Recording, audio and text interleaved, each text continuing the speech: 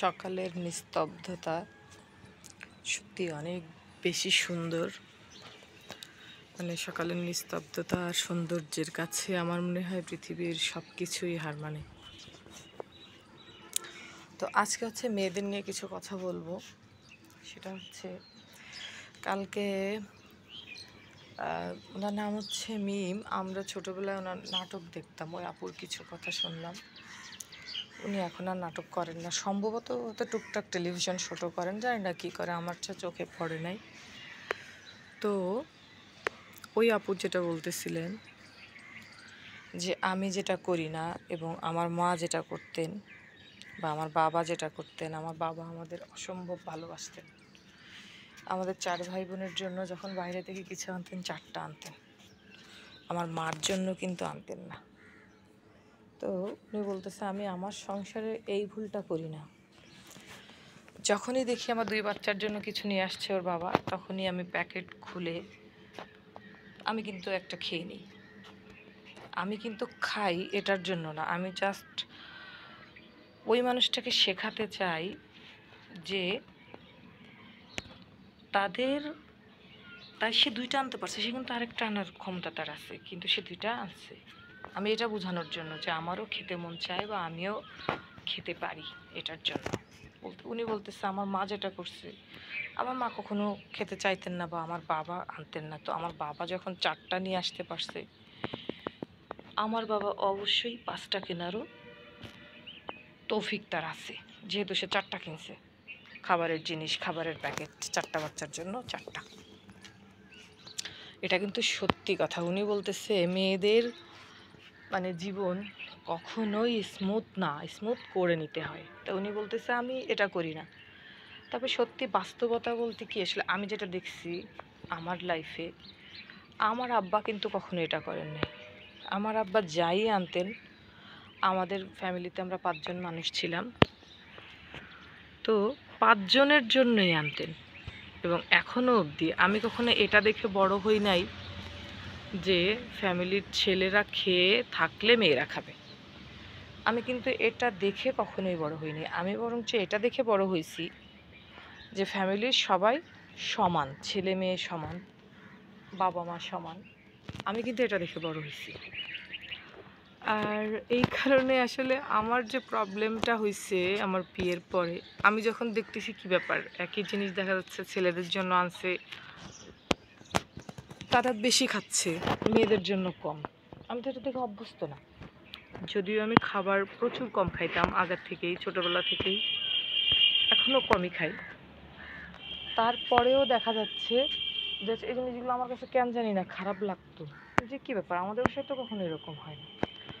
আমার আব্বা কখনো 2 কেজি দইয়ের মালসা ছাড়া কিনতেন না, কারণ আমার বাবা জানে যে আমার বাসায় গেস্ট আছে হয়তো 2 জন, তারা খাবে।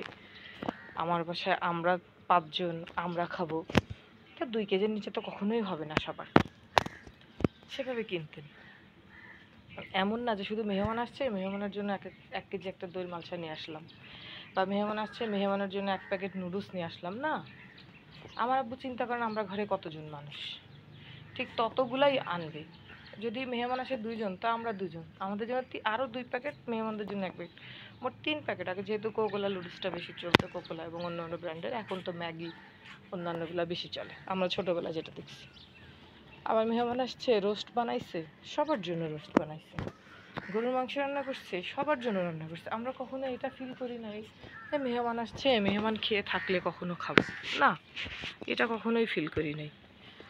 বা হচ্ছে মেহমান খেয়ে থাকলে খাবো, কখনোই না। আমরা বরঞ্চ মেহমানের সাথে খাইতে বসতাম, সবাই একসাথে খাইতাম। এইটাও অনেকের পছন্দ ছিল না, কিছু কিছু মানুষের ভিতরে পছন্দ নাই, তোমরা যা খাও তাই তো খাওয়াও। হ্যাঁ পারে, আমাদের বাসায় কি কম রান্না করে নাকি যে আমরা যা খাবো তাই তোমারে খাওয়াবো না? আর তোমার একাকি রোস্ট রান্না করে খাওয়াবো আর আমরা কি লবণ ভাত খাবো নাকি? এটা তো আমাদের অভ্যস্ত না। মানে কী অবস্থা, মানে যার মন যেরকম তার কিন্তু সেরকম একটা পরিস্থিতি যে সে চাচ্ছে কি শুধু আমার জন্যই হবে, বাকিরা সবাই অন্যরকম খাবে। নো, নেভার, কখনোই না। এবং আমার সংসারেও আমি কখনো এটা করি না।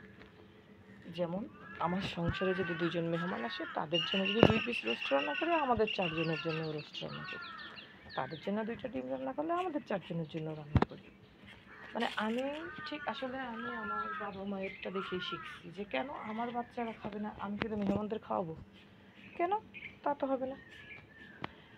তো এটাই আসলে মেয়েদের, হ্যাঁ, তবে ম্যাক্সিমাম ফ্যামিলিতে আমার শ্বশুরবাড়িতেও আসলে প্রথম যে ওরকম ছিল বিষয়টা, আমি জানি না কেন এরকম ছিল।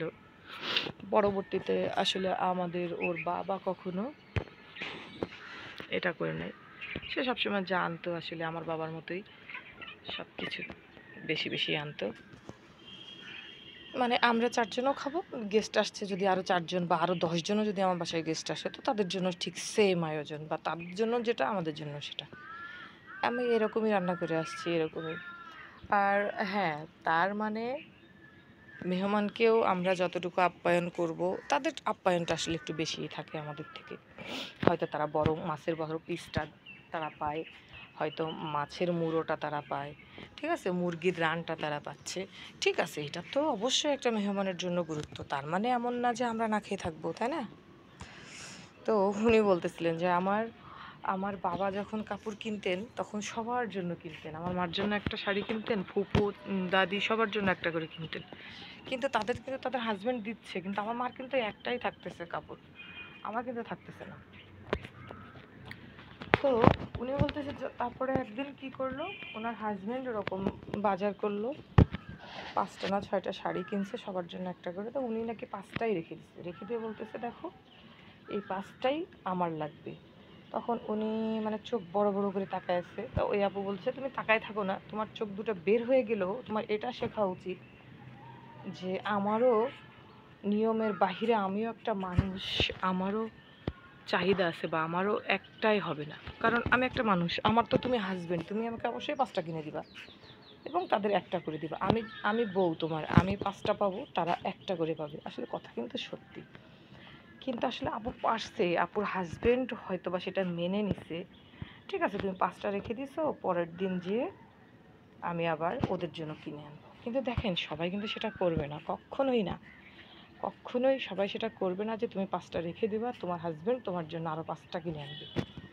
তো এখানে আমি যেটা বুঝি যে মেয়েদের নিজস্ব আয়ের একটা উৎস থাকার দরকার আছে, যেটা দিয়ে সে খরচ করবে, যেটা দিয়ে তার মন মতো কিছু কিনবে, ঘুরতে যাবে।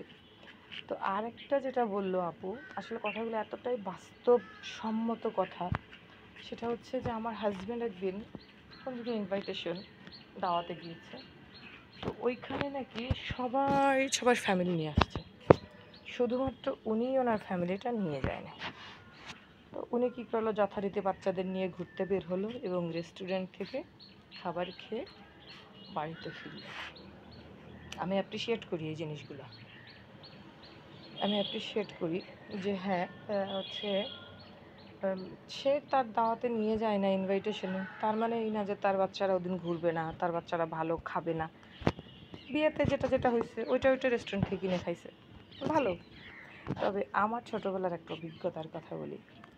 আমার আব্বা আবার খুব পার্সোনালিটি, মানে একটা মানুষ, সে কখনো কোথাও দাওয়াত যদি একা দেয় একাই যেত, কখনো আমাদের কোনো দিনও সাথে নিত না। কিন্তু আমি যখন ছোট, আসলে আমি বলতে গেলে আমার বাবার কলিজা, বাবা আমার কলিজা, এরকম একটা ব্যাপার। আমার বাবার আমি প্রচণ্ড ভালোবাসি এবং আমার বাবাও আমাকে প্রচণ্ড ভালোবাসে। ছোটোবেলায় জিদ করতাম কার সাথে? বাবার সাথে। আমি মার সাথে কখনো জিদ করিনি, কারণ মার সাথে জিদ করলে মনে হয় উত্তম মধ্যম খাইতাম, এরকম একটা ব্যাপার ছিল।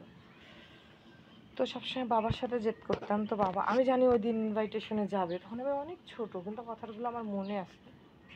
তো আমি বলছি আব্বু আমি কিন্তু যাব, মনে হয় কোথাও একটা রাত্রে, আগে যেহেতু রাত্রে বিয়ের অনুষ্ঠান হতো আমরা যখন ছোট ছিলাম, তো রাত্রে বিয়ের অনুষ্ঠান কিংবা যাই হোক এরকম কিছু একটা, কিংবা কোনো একটা সংবর্ধনা ছিল, যেহেতু আব্বু জব করতেন, তো সম্ভবত কোনো মানে কাউর বিদায়ের একটা অনুষ্ঠান, যাই হোক ওইখানে অনেক বড় অ্যারেঞ্জমেন্ট ছিল আমার জানা মতে।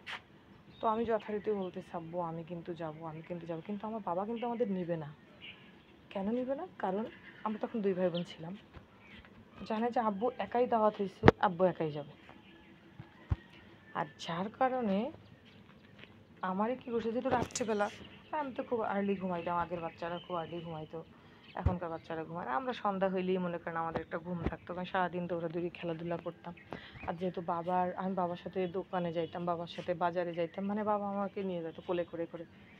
হ্যাঁ, তারপর যখন একটু বড় হয়ে গেছে তখন আর খুব একটা বায়না করতাম না, খেলাধুলা করতাম, বা আমারও যেতে আর ওইভাবে ভালো লাগতো না। আর ততদিন পর্যন্ত মানে 7-8 বছর বয়স পর্যন্ত খুব আব্বুর সাথে বেড়াইতে গেছি, ঘুরতে গেছি। আর আগে এরকম ছিল, আমাদের মায়েরা না ঘর থেকে বের হইতো না, মানে এই যে ঘোরা, পার্কে টার্কে যাওয়া, এগুলো জাস্ট বাবারাই আসলে বাচ্চাদের নিয়ে যাইতো। তো মায়েরা যেত না, আমার মা কখনো আমাদের আমাদের নিয়ে যায় না, বা মার সাথে যাইনি আমরা। এখন যাই, এখন মাও যায়, আমরাও যাই, সবাই যাই। এখনকার দিনগুলো অন্যরকম, কিন্তু আগের দিনগুলো কিন্তু এরকম ছিল না। তো ওই দিন কী করছে, আব্বু আমারে ঘুম পাড়ায় রেখে তারপর ইনভাইটেশনে গেছে। আব্বু বলছে না আমি যাবো না, আমি এখন ঘুমাবো। ঠিক আছে, যথারীতি আমার সাথে আব্বু মানে খাইলো কয়টা, আমারে খাওয়াই দিল, মানে আমার প্লেটে নিয়ে আমারে খাওয়াই দিছে। না না, আমি এখন ঘুমাবো, আমি তো এখন যাবো না। আচ্ছা আব্বু সত্যি তুমি যাবা না এখানে? বলছে না, কেন যাবো, এটা মিথ্যা, আব্বু যাবে আমাকে ঘুম পাড়ায় রেখে, কারণ ওটা তার একটা না গেলেও হবে না, সেই জন্য।